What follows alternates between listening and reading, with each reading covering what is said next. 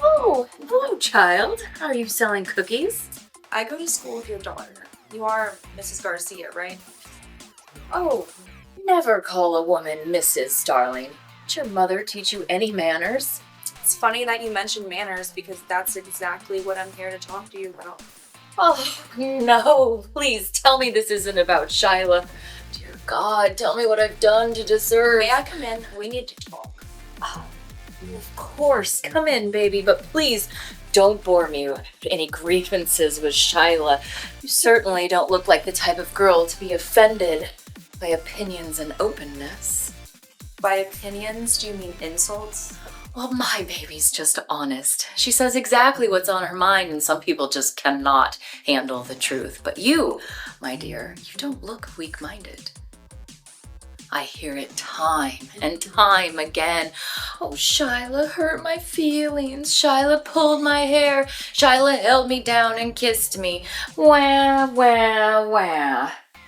And you should know that's exactly what's wrong with this world. Everyone is so sensitive. Well, I'm not easily offended or sensitive, but I will have you know that calling a person honest is not an excuse for her lack of tact. She's rude, pushy. Zoe arrives at India's door carrying a very specific kind of anger. The anger of someone trying to protect people she loves. Wanting answers about why Shyla behaves the way she does, and why Bridget seems so shaken after her visit to the Jennings house. And this protective instinct deserves to be read as the emotional starting point of the whole scene. Because Zoe isn't arriving in search of romance or connection, she's arriving with a grievance, a mission, a clear sense of who's at fault and who needs to answer for it. And this matters because it means whatever develops between her and India over the course of the conversation happens despite Zoe's guardedness, rather than because she came looking for an opening, which gives the eventual connection between them considerably more weight, since neither woman set out intending to be moved by the other. India's theatrical poetic evasiveness in response to Zoe's direct questions could easily be read as simple deflection, a refusal to engage honestly with legitimate concerns. But there's a more interesting reading available if we consider what this kind of performative, ornate way of speaking often protects in a person. Because theatricality frequently functions as its own kind of armor, a way of controlling a conversation's tone and pace when the alternative, direct and unguarded honesty feels too exposing.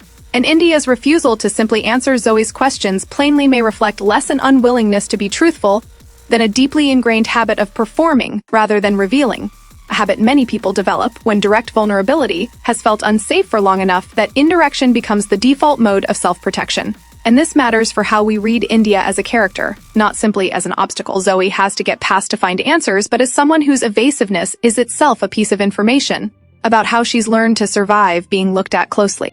What makes this exchange compelling, rather than merely frustrating, is the way Zoe's initial irritation with India's theatrics gradually shifts into something more like fascination. And this shift deserves careful attention because it mirrors a pattern many queer women recognize from their own lives, the experience of going into an encounter armed with clear judgment about someone, certain of the story you've already told yourself about who they are and what they represent, only to find that judgment slowly complicated and eventually unseated by actually spending time with them.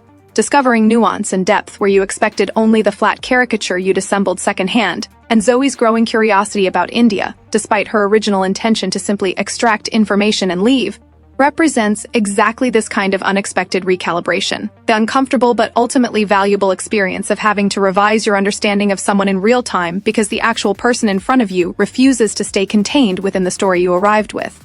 The choice to end up in India's bedroom deserves to be read carefully, and specifically as Zoe's own choice, not something orchestrated around her without her awareness, because a story genuinely interested in these two women's authentic connection needs Zoe present and clear-eyed at every step, curious enough to follow India deeper into conversation, drawn enough by whatever she's discovering to want to stay rather than leave once her original questions have been answered or deflected.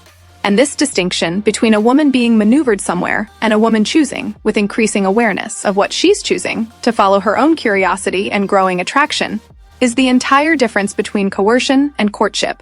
And it's worth the story taking real care to keep Zoe an active participant in her own unfolding feelings, rather than someone things happen to.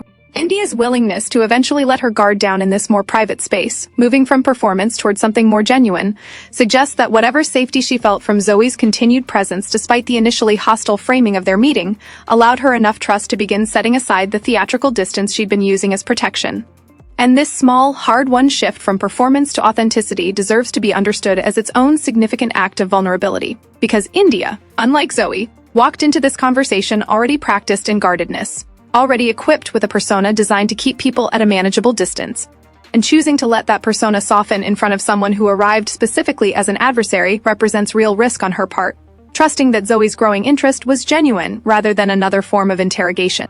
There's real resonance here for queer women, specifically in the experience of watching someone's performed self gradually give way to something more real specifically in your presence. Because being trusted with someone's unguarded self, watching the theatrical armor come down piece by piece not because you demanded it, but because something about your continued attention made it feel safe to set aside, is one of the most significant forms of intimacy available between two people. Arguably more significant than any single romantic gesture, because it requires the other person to believe, based on accumulated evidence rather than declared promises, that you can be trusted with what's underneath the performance.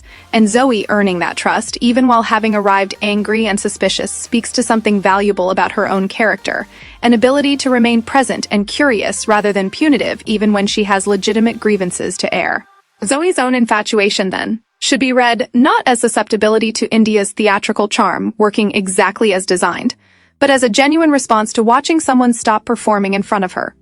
To being given access to a version of India that Zoe suspects very few other people get to see, and there's something specifically moving about being the person someone chooses to stop performing for, because it suggests a particular kind of significance, being read as safe enough, trustworthy enough, to warrant that vulnerability. And Zoe's growing feelings likely stem less from India's calculated poeticism, which after all she found alienating at first, than from this quieter, more significant shift she witnesses and is trusted enough to witness. What makes this arc worth taking seriously as a piece of queer storytelling is its portrait of attraction developing through the dismantling of pretense, rather than through pretense's successful deployment. Two women whose connection strengthens specifically as the performance falls away, rather than because the performance worked. And this offers something valuable and instructive about the actual conditions under which real intimacy tends to develop, not through charm executed skillfully enough to produce a desired outcome, but through the much harder and much more meaningful process of one person's guardedness gradually loosening in response to another person's genuine, sustained attention, until what's left in the room is not a character being performed for an audience, but two people, finally, actually seeing each other.